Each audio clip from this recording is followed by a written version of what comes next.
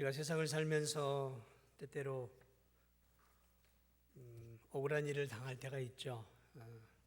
특별히 내가 한 죄보다 더 많이 형량을 받을 때라든지, 또는 내가 하지 않았는데 내가 했다고 누명을 쓴다든지, 이런저런 일들로 인해서 억울한 일들을 우리가 살아가면서 좀 종종 겪게 되는데요. 이 세상 역사 가운데서 퀴즈를 하나 내겠습니다. 가장 억울한 사람이 누굴까요? 이 세상 역사 가운데 사람들 가운데 가장 억울한 사람이 누굴까요? 네? 예수님? 예수님은 우리 하나님의 아들이시니까 빼고 가장 억울한, 그분은 이제 우리의 죄를 위해서 죽으러 오신 거니까 가장 억울한 사람이 누굴까요? 선물을 드릴까요? 맞히면 선물 드리기 전에 제가 답을 하겠습니다. 본디오 빌라도예요. 본디오 빌라도. 이 본디오 빌라도는 말 그대로 그냥 당시 로마의 총독으로 유대를 관리하는 로마의 총독이었어요. 그는 자기의 정치적인 입지를 위해서 당시 다 권력자들이 그랬던 것처럼 자기 권력을 유지하기 위해서, 또 미래를 위해서 당시 이 로마 총독이나 로마의 권력을 갖고 있는 사람들이 다 했던 것처럼 똑같이 한 사람의 이 죄수였던 이 예수라고 하는 이 젊은이를 가만히 보니까 죄는 없어요. 그런데 힘도 없어요. 능력도 없어요. 별 볼 일 없는데 이 유대 권력자들이 다 죽이라는 거예요. 아무리 찾아봐도 죄가 없는데 죽이라는 거예요. 만약에 안 죽이면 당신은 저 황제 신하가 아니요, 당신도 똑같이 황제를 배신하는 자요. 이러니까 이 젊은이 죄는 없는데 살려주면 내가 이게 황제에게 상소되어서 나도 내 자리를 보존할 수 없을지 모르겠다라는 이 정치적인 계산과 판단 때문에 말 그대로 오늘날 이 정치인들하고 똑같이 자기 자신을 위해서, 자기의 미래를 위해서 죄 없는 이 별 볼 일 없는, 죽여도 그만인 이 예수라고 하는 젊은이에게 죄가 없음에도 사형을 언도했어요. 남들 다 하던, 권력자들 다 하던 그대로 그 당시에 저런 별 볼 일 없는 사람들 몇 명, 몇십 명 죽이는 거 일도 아닌 시대잖아요. 그런데 이 빌라도가 지옥에서 가만히 세상을 보니까 교회를 다니는 성도들이 계속해서 자기 이름을 들먹이네요. 예배 시간마다 본디오 빌라도에게 고난을 받아서 십자가에 못 박혀서, 아니 왜 나를 이렇게 세상 전체 악인으로 나를 만들어놨니? 그런데 이 본디오 빌라도가 사형 언도를 내렸던 분이 불행하게도 누구였어요? 하나님의 아들이었다라는 거죠. 본인은 그렇게 생각을 못했죠. 그저 별 볼 일 없는 촌뜨기 시골 젊은 청년, 당시 민중들의 마음을 사로잡고 있었던 혁명가, 이 정도쯤이었겠죠. 아무리 봐도 죄가 없는 이 순진무구한 젊은이, 그를 죽인 죄밖에 없어요. 그런데 역사의 오명을 쓰고 그는 2000년이라는 역사를 통해서 수많은 성도들의 입에서 매 주일 그의 이름이 나와요. 본디오 빌라도에게 고난을 받으사 십자가, 참 불쌍한 사람이죠. 그러나 그는 하나님을 죄인으로 정죄하고 죽인 장본인인 것은 틀림이 없는 것이죠. 그래서 사실 그보다 더 악한 사람이 얼마나 많아요. 이 로마의 네로 황제 같은 경우 얼마나 많은 크리스천들을 죽였어요. 얼마나 많은 사람을 죽였느냐 말이죠. 역사 속에서 이 얼마나 많은 사람을 죽인 이런 사람들이 많이 있습니까? 유대인만 600만 명이나 이 가스실이나 이런 데서 죽였던 이 히틀러, 이런 사람에 비하면 본디오 빌라도는 착한 사람이에요. 그렇지 않아요? 착한 사람이잖아요. 수천만 명을 학살했던 스탈린, 중국의 이 문화혁명을 한다고 하면서 수많은 사람들과 크리스찬들을 죽였던 마오쩌둥, 김일성, 수많은 사람들이 숙청되어 가고 지금도 숙청되어 가고 있잖아요. 어쨌든 이 본디오 빌라도에게 고난을 받으사, 오늘도 우리가 사도신경을 했죠. 본디오 빌라도에게 고난을 받으사 십자가에 못 박혀 죽으시고, 예수 그리스도께서는 이 땅에서 본디오 빌라도만이 아니라 인생 자체가 고난을 받은 삶이었죠. 하늘의 영광을 버리고 육신을 입고 이 땅에 오신 것 자체가 고난이죠. 영이신 하나님은 시공이 없죠. 시공을 초월하잖아요. 그런데 이렇게 우리처럼 육체를 입으면 시공의 제한을 받는 거예요. 시공의 제한을 받는 거예요. 하나의 이 몸에 갇혀 있는 거잖아요. 뭐 우리야 그렇다 치지만 우리는 그런 거 없이 살지만, 시공을 초월하시는 하나님이 한 육체 안에 이렇게 머물러 계신다는 것 자체가 고난이죠. 얼마나 고난입니까?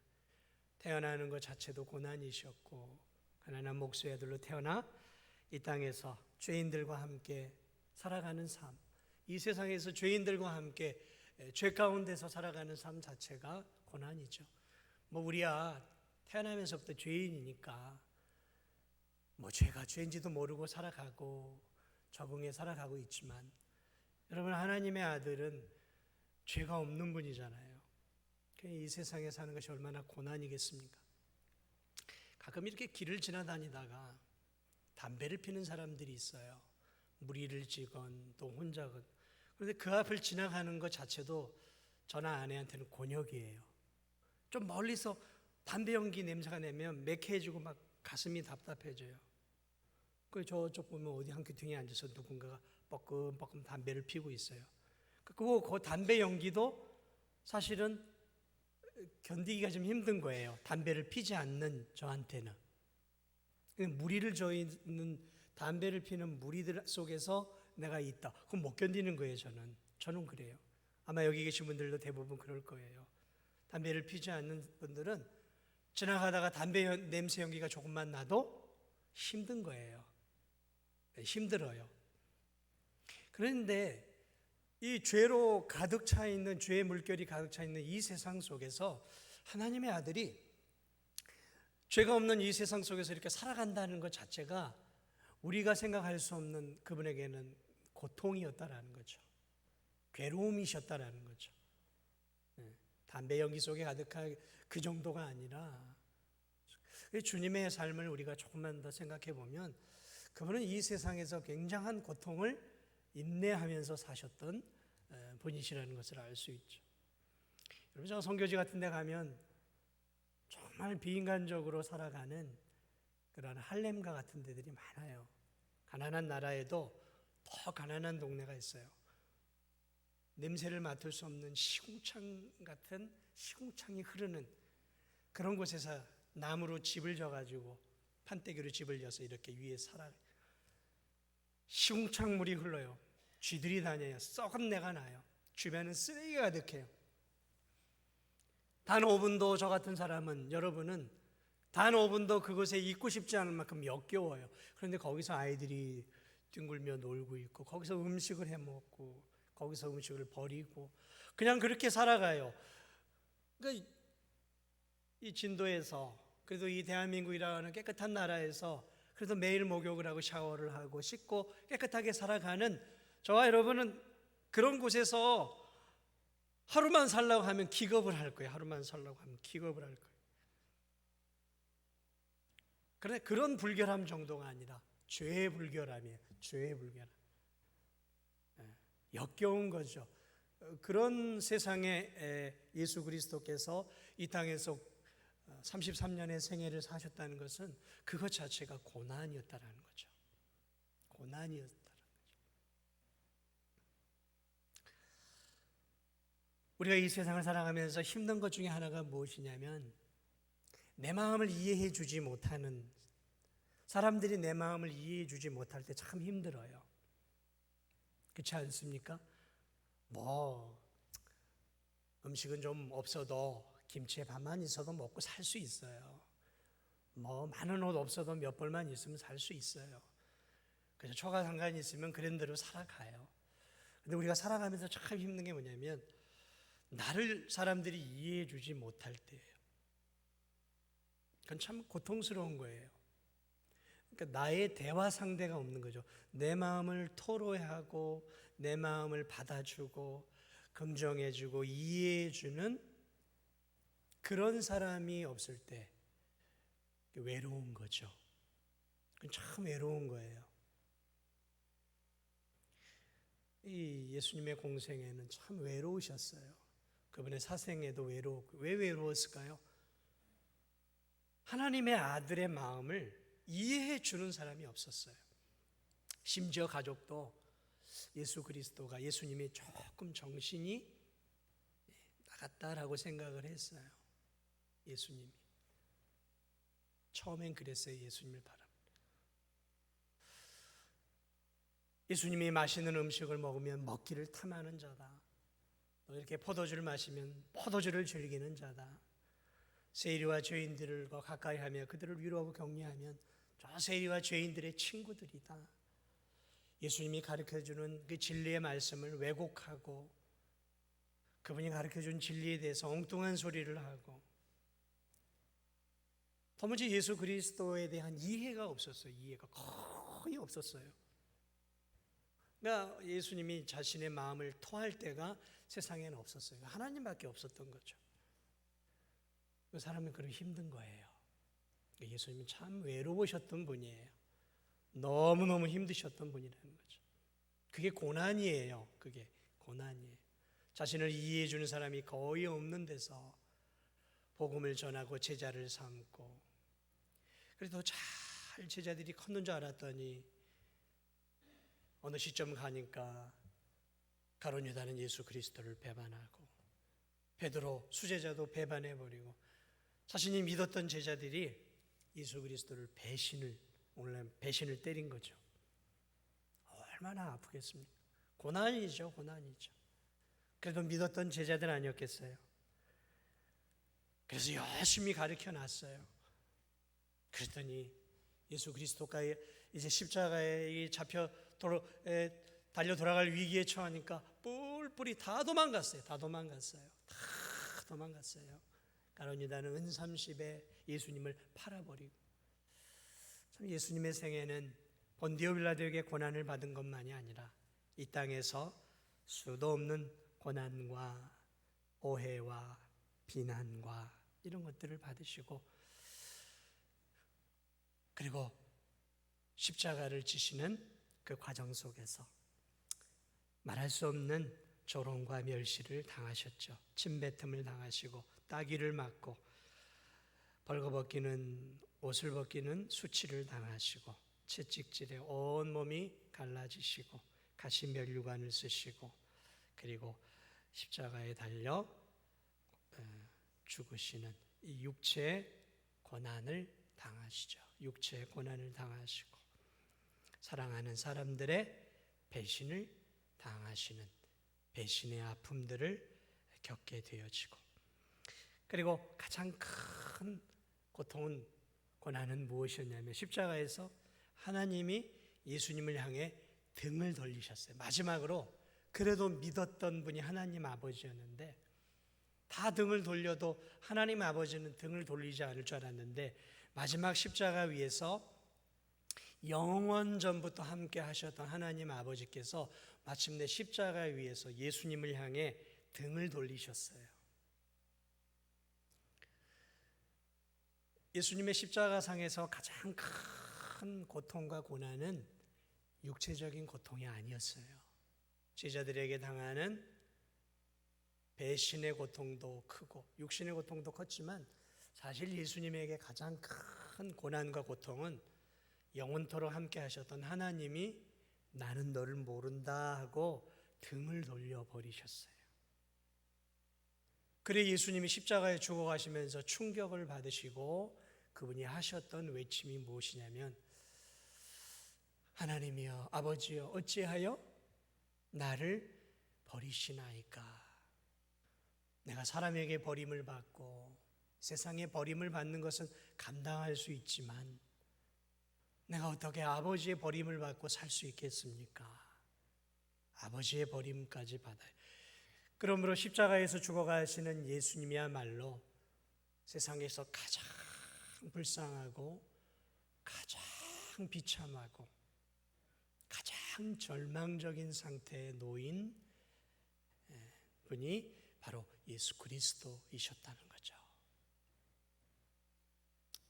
본디오 빌라도에게 고난을 받으시고 십자가에 못 박혀 죽으시고, 그렇습니다. 여러분, 하나님의 아들이 이렇게 모든 하나님에게 또 사랑하는 사람들에게 복음을 전했던, 자신이 선택했던 선민 이스라엘 백성들 모두에게, 로마 사람들에게 다 버림을 받았어요. 다 예수님을 버렸어요. 다 버렸어요. 하늘의 천사도 등을 돌렸고 하나님조차도 예수님에게 등을 돌렸어요. 그래서 십자가에서 달려 돌아가시는 예수님은 가장 불행하신 분이었어요.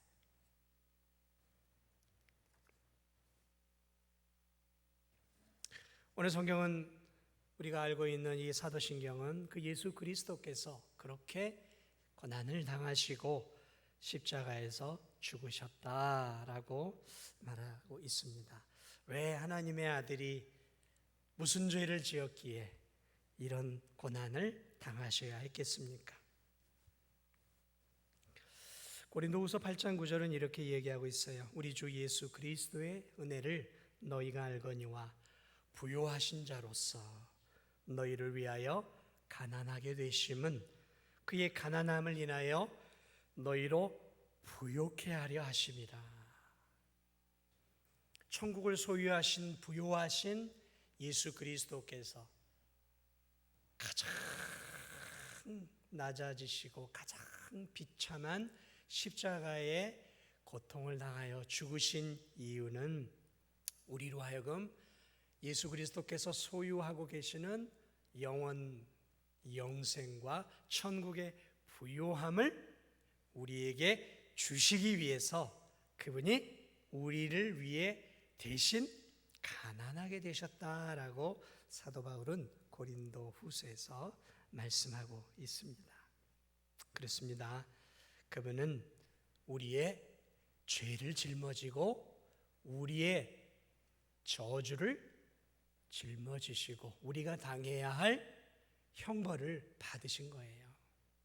그래서 이사야 선지자는 이사야서에서 그렇게 말하고 있잖아요. 우리가 다 양같이 그릇 행하여 각기 제 길로 갔거늘 여호와께서는 우리 무리의 죄악을 그에게, 그가 누굴까요?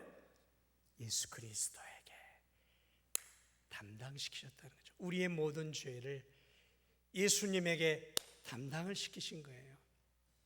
그러므로 갈보리 십자가 언덕 위를 오르셨던 어린 양이신 예수 그리스도는 그분의 죄가 아니라 우리의 죄, 저와 여러분의 죄의 짐을 짊어지고 우리가 받아야 할 형벌, 우리가 받아야 할 진노, 우리가 받아야 할 비참한 죽음의 지옥의 고통을 대신 받으시고 십자가에 죽으셨다라는 것이죠. 그러므로 예수님의 삶은 처음부터 끝까지 고난의 삶이었다라는 거죠. 히브리서 4장 15절은 이렇게 얘기합니다. 예수 그리스도는 우리의 연약함을 동정하지 못하실 분이 아니다라고 말하고 있습니다. 이 말은 참 우리에게 위로가 돼요. 십자가에서 죽으시고 부활하신 예수 그리스도는 우리의 연약함을 동정하시는 분이다. 다시 말하면 우리가 이 땅에서 살아가는 고난과 시련의 아픔을 다 이해하시는 분이라는 거죠. 왜 그럴까요? 히브리서 2장 18절은 자기가 시험을 받아 고난을 당하셨은즉 시험 받는 자들을 능히 도우시리라. 그러니까 그분이 십자가에 돌아가기 전까지 공생애 또 사생애를 통해서 모든 인간이 당해야 할 모든 것들을 다 경험하신 데는 나름의 또 다른 이유가 있어요.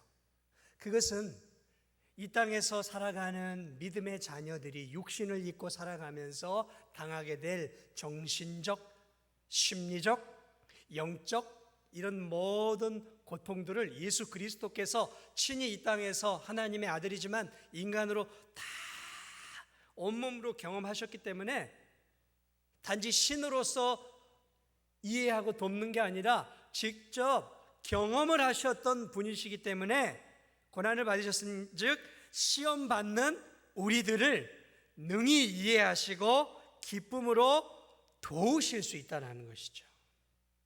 그러므로 여러분이 어떤 고난과 시련과 아픔을 갖고 있더라도 어느 누구도 나를 이해해 주지 못할 거야 라고 여러분이 생각할 수 있지만, 그러나 기억해야 할 사실이 있어요.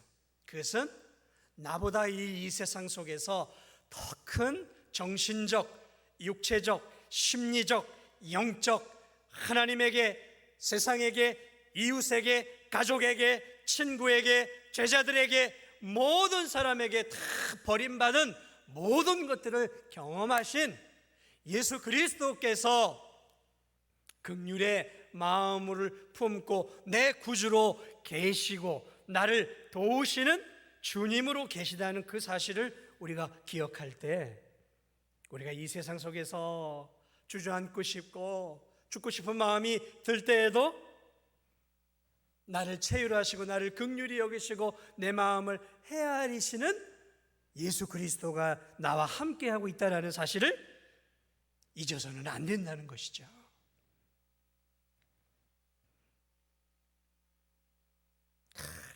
신앙생활 해보니까 우리 신도중학교의 교인들 믿을 사람 하나도 없어. 잘 될 때는 서로 다 좋다 하는 게, 내가 어렵고 힘들고 눈물 나니까 다들 돌아서고 별로 관심도 안 기울이고, 그런 거 경험해 보셨어요? 내가 잘 나가고 또 내가 좀 퍼주고 나눠주고 다 열심히 봉사할 때는 우리 뭐 누구 집사님 누구 권사님 장로님 이랬는데 내가 힘들어지고 돈도 없고 또 내가 좀 어려워지고 하니까 우리 교인들도 내 마음 이해 못 해주고 다 필요 없어. 여러분, 그러면서 교회를 떠나는 성도들이 있어요. 우리 교회가 아니라 저 교회 말이에요. 저기 그런 게 있어. 너무 세상에 내가 목사님을 믿었는데 목사님도 믿을 게 하나도 안 돼. 내가 힘들고 어려우니까 정말 목사님도 아니야. 내가 장로님들 믿었는데 내가 이렇게 어려운데 전화 한 통 안 하고 위로의 말 한마디 안 하고 진짜 배신감을 느꼈어. 여러분, 신앙생활하면서 어렵고 힘들 때 사실 속상한 게 사람 때문이죠. 그런데 여러분, 우리가 사람을 믿으면 안 돼요. 사람은 믿음의 대상이 아니에요. 신뢰의 대상이 아니에요. 믿고 신뢰하면 발등을 찍히는 날이 올 수도 있어요. 너무 사람을 의지하니까 배신을 당하면 견디지 못하고 그냥 이렇게 교회를 등지고 떠나버리고 이 교회 믿을 사람은 아무도 없어. 그런데 그 성도가 모르고 있는 게 하나가 있어요. 그래요. 담임 목사도 우리 장로님들도 우리 성도님들도 그 성도의 형편을 모를 수 있고 그 마음을 헤아리지 못할 수 있고 혹 관심을 좀 못 기울일 수도 있어요. 다 우린 죄인이고 연약하니까 그럴 수도 있어요.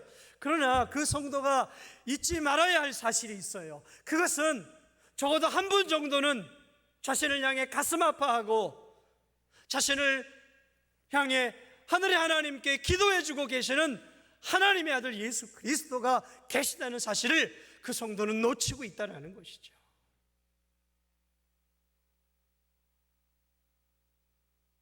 여러분, 예수님도 다 배신당했잖아요. 다 배신당했잖아요. 예수 그리스도께서 이 땅에서 고난의 생애를 사셨던 이유 중에 하나는 우리의 삶을 다 온전히 이해하시고 구주가 되셔서 이 땅에 살아가는 우리들에게 위로를 주시고 힘을 주시고 또 우리의 손을 붙잡고 함께 울어주시고 내가 슬퍼 울고 있을 때 여러분 잊지 말아야 돼요. 우리 주님도 내 곁에서 여러분의 눈에 눈물이 흘러가는 것을 보고 함께 아파하고 있다는 사실을 우리는 잊어서는 안 되는 거예요.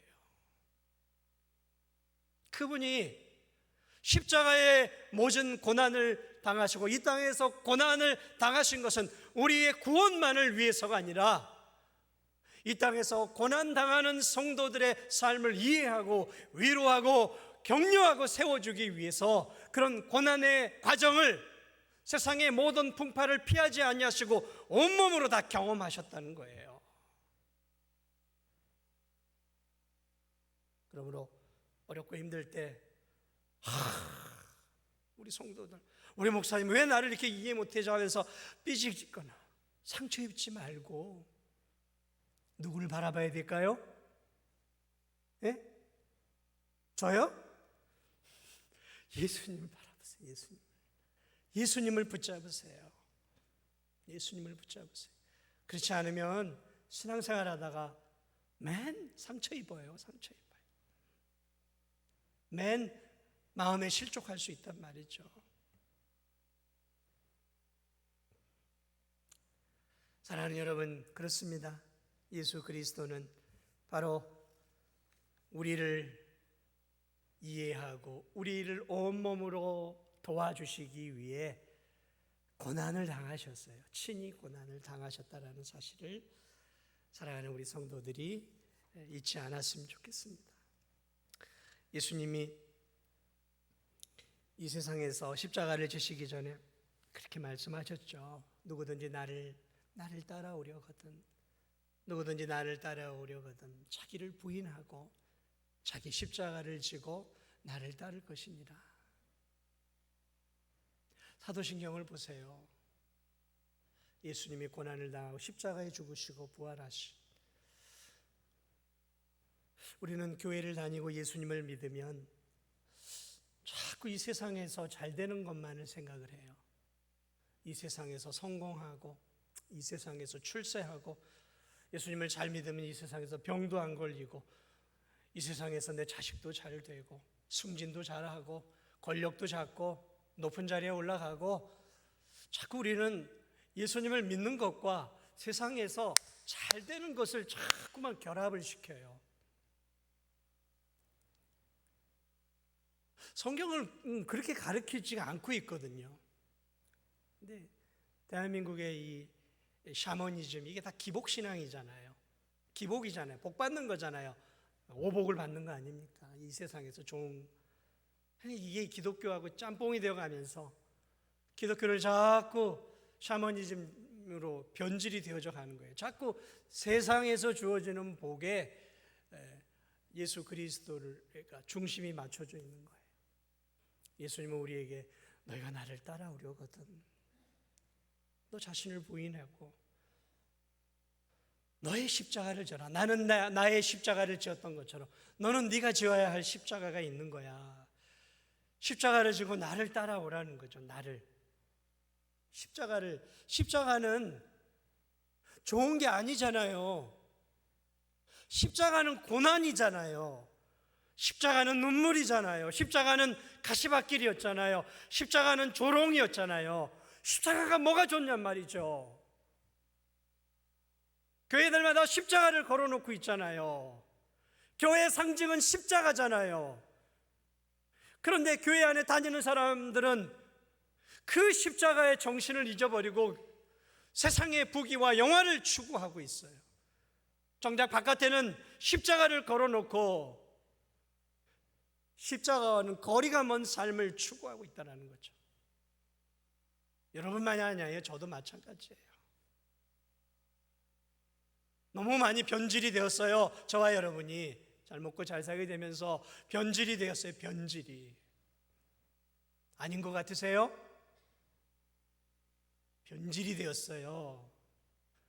첫사랑을 많이 잃어버렸다고요.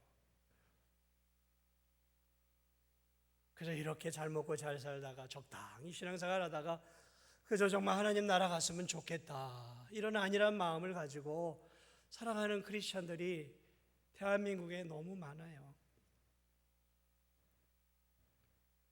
또 그렇게 가고 싶어 하는 게 우리의 본성이에요, 본성.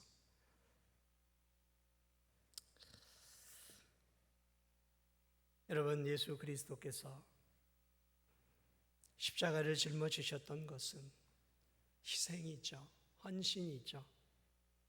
생명을 주시고 생명과 생명으로 맞바꾸신 거죠.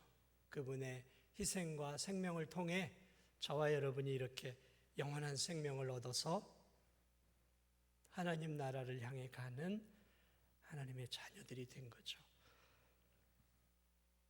마지막으로 우리가 한번 기억해 볼 사실은 예수님이 십자가를 지셨다는 거죠. 십자가. 당시의 사용 방법은 많이 있었어요. 돌에 맞아서 죽도록 하는, 유대인의 이런 돌에 맞아서 죽도록 하는 법도 있었고요. 사형 제도도 있었고, 또는 목을 졸라 죽이는 교수형도 있었어요. 그리고 칼로 이렇게 탁 목을 자르는 참수형도 있었고요. 아니면 소크라테스가 그 독배를 마시고 죽었잖아요. 이렇게 마시고 이렇게 이제 딱 누워 있으면 이제 한 얼마 지나지 않아서 독이 쫙 퍼지면서 그냥 생명이 끝나는, 편히 죽는 방법도 많이 있어요. 참수형이든 교수형이든 순간이에요. 고통이 순간 아니겠습니까? 독배도 순간 아니겠어요? 독이 잠깐 퍼지는 그때만 고통이 있겠죠. 그런데 예수님은 왜 이 땅에 오셔서 가장 끔찍한 십자가형을 당하셨을까? 왜 십자가를 지셨을까? 그냥 인류의 죄를 짊어지고 그냥 독배를 마시거나 또는 이렇게 참수를 당하시면 편하게 죽으실 수도 있는데, 왜 하나님은 당신의 아들을 십자가라고 하는 끔찍한 로마의 사형 방식을 선택하셨을까? 여러분, 이 당시에 이 십자가형은 로마의 황제에게 반역을 하는 반역자들에게 주는 형벌이었어요. 반역자들, 다시 말하면 로마 시민들에게 내리는 형벌이 아니라 이 이방 나라들, 로마 시민권자가 아닌 그리고 가장 악한 자들에게 내리는 그러한 형벌이었어요. 그래서 잔인하게 이제 오래도록 고통을 느끼면서 서서히 죽어가도록 느끼는, 그러니까 잔인한.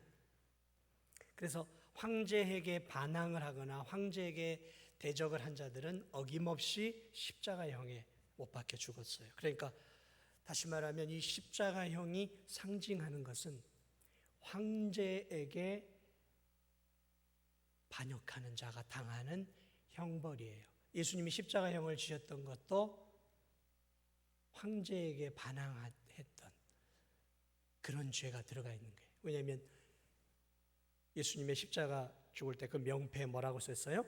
유대인의 왕. 유대 왕이 어디 있어요? 로마의 속국이. 그러니까 황제 반역죄. 그래서 십자가를 지신 거예요. 황제 반역죄. 여러분, 왜 예수님이 십자가형을 죽으셨을까? 왕에 대한 반역을 했다는 거죠. 상징성이 있는 거예요. 왕에 대한 반역.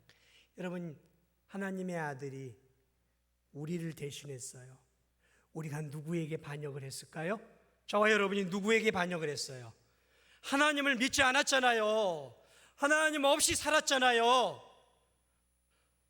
온 우주 만물을 다스리는 진짜 왕이 되시는 온 우주의 왕을 믿지 않고 살아가는 것 자체가 그게 황제를 반역하는 거잖아요. 우주 만물을 창조하신 왕을 거역하는 것, 예수님을 믿지 않는 것, 하나님을 믿지 않는 것, 이거는 가장 큰 죄예요. 가장 큰 죄.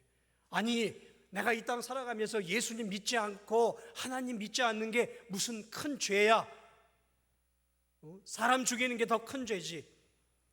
사랑하는 여러분, 잘 들으세요. 인류의 역사를 보면 가장 큰 죄는 언제나 왕을 대적하는 죄예요.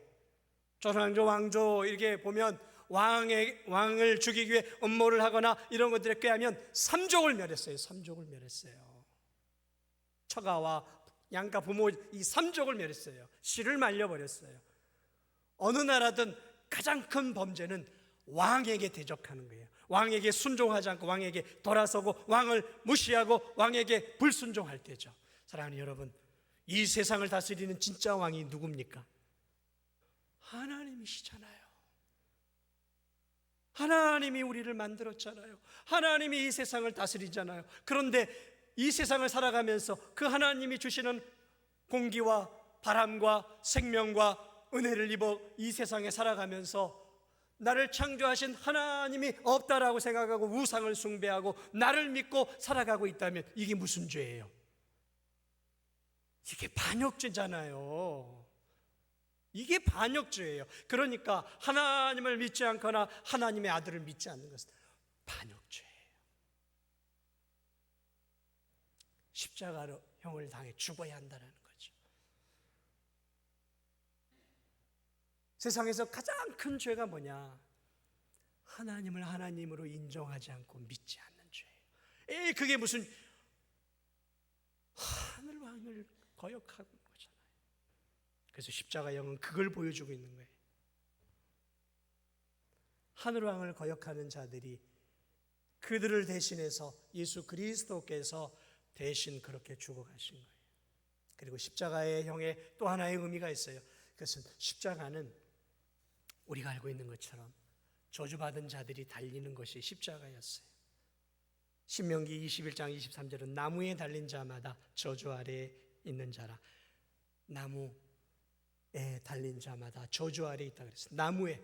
왜요? 나무에 매달려 있어요. 나무에 매달려 있다는 것은 떠 있는 거예요. 그것은 하나님으로부터 하늘로부터도 버림을 받고 땅에서 사람들로부터 버림받은 하늘과 땅, 하나님과 사람으로부터 모두 버림받았다는 거죠. 예수님이 그랬어요. 하나님에게도 버림을 받았어요. 사람들에게도 버림을 받았어요. 홀로 영원한 고통 가운데 버림받은 채 십자가에 죽으셨어요. 저주를 받았다는 거예요. 저주를. 그게 우리의 인생이라는 거죠. 하늘왕을 믿지 않는 자는 하늘로부터도 버림을 받고 땅으로부터 버림을 받는 저주받은 인생이라는 것을 십자가가 보여줘요. 그 십자가는 예수님이 짊어져야 되는 것이 아니라 저와 여러분이 짊어져야 하는 거였어요. 그런데 예수 그리스도께서 저와 여러분을 그 저주받은 상태에서 건지시기 위해 친히 저주를 대신 받으시고 나무 십자가에서 못 박혀 죽으셨다는 것이죠. 말씀을 마무리합니다. 우린 사도신경을 통해서 늘 그런 고백을 합니다. 본디오 빌라도에게 고난을 받으사 십자가에 못 박혀 죽으시고. 단순한 한 문장이지만 사실은 이 문장 속에 예수 그리스도의 전생의 고난과 고통이 다 응축되어 있고, 그것은 내가 당해야 할, 저와 여러분이 하나님을 믿지 않고 죄로 인해 죽을 수밖에 없는 저와 여러분의 저주받은 인생을 살려내셔서 영원한 생명을 주시기 위한 하나님의 은혜요, 예수 그리스도의 긍휼이라는 사실을 오늘도 우리가 다시 한번 이 거룩한 주일날 기억하시면서 나 같은 죄인을 위해 이 땅에 오셔서 십자가를 지시고 이 땅에서 고난을 당하신 예수 그리스도를 기억하시고 이번 한 주도 그분의 은혜에 감사하는 한 주가 되시기를 주님의 이름으로 축복을 드립니다.